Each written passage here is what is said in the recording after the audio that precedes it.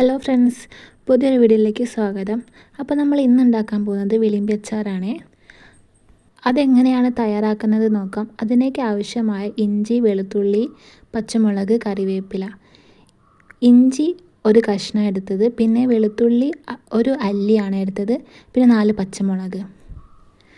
ചട്ടി അടുപ്പത്ത് വെക്കാം. അതിൻ്റെ അകത്തേക്ക് നല്ലെണ്ണ ഒഴിച്ചു കൊടുക്കാം. നല്ലെണ്ണയാണ് അച്ചാറിന് ടേസ്റ്റ് കൂടാൻ സഹായിക്കുന്നത്. അതൊന്ന് ചൂടായി വരുമ്പോഴത്തേക്കും അതിൻ്റെ അകത്തേക്ക് നമുക്ക് കടുകാണ് ഇട്ട് കൊടുക്കേണ്ടത്. അപ്പം ഞാനിവിടെ എടുത്തത് ഒരു ടീസ്പൂൺ കടുകാണ്. അത് എണ്ണ ചൂടായി വരുമ്പോഴത്തേക്ക് അതിലിട്ട് കൊടുക്കാം.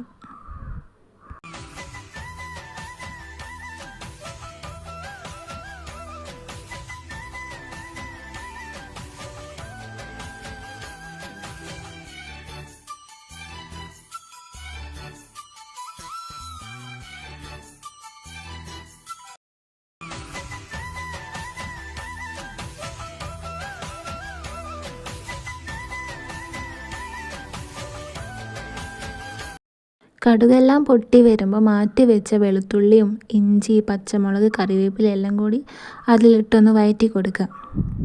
അതൊന്ന് മൂത്ത് വരുന്നവരെ നമുക്കൊന്ന് വഴറ്റി കൊടുക്കാം.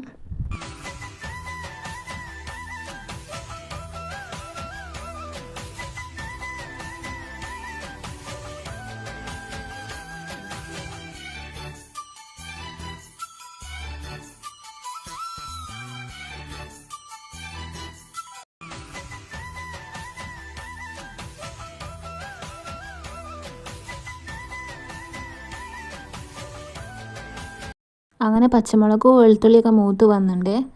ഈ പരിവായിട്ടുണ്ട്. അതിന് ശേഷം നമുക്ക് മസാലകളൊക്കെ ഇടുന്നതാണ്.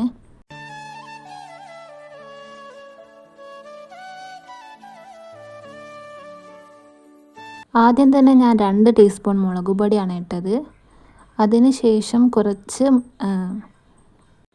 മഞ്ഞൾപ്പൊടിയാണ് ഇടുന്നത്. 2 ടീസ്പൂൺ മുളക് പൊടി, 1/4 ടീസ്പൂൺ മഞ്ഞൾപ്പൊടി എന്ന രീതിയിൽ.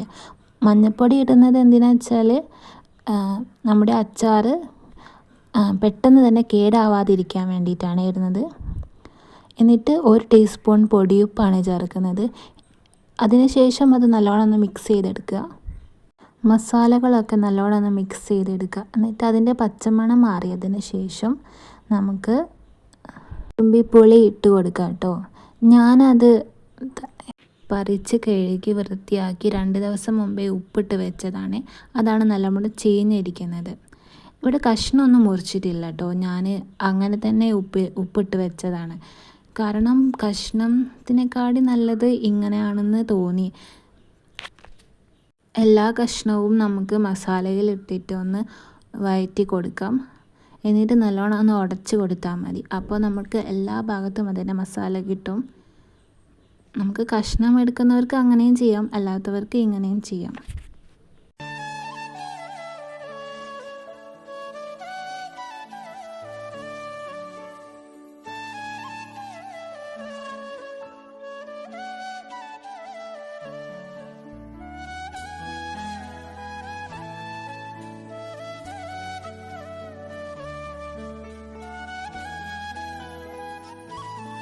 അങ്ങനെ അത് മിക്സ് ചെയ്തതിന് ശേഷം കായവും പിന്നെ ഉലുവയും പൊടിച്ചത് 1 ടീസ്പൂൺ പൊടി ഇട്ട് കൊടുക്കുന്നുണ്ട്.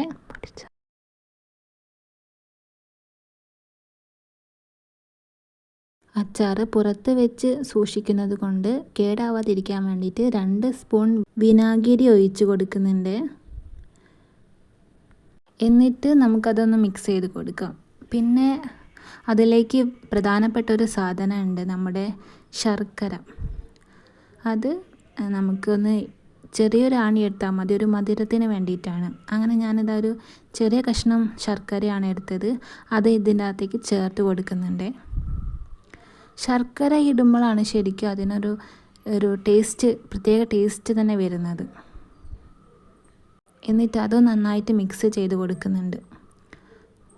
അപ്പോൾ അതേ ഇരുമ്പിപ്പുളി അച്ചാർ ഇവിടെ റെഡി ആയിരിക്കുന്നു.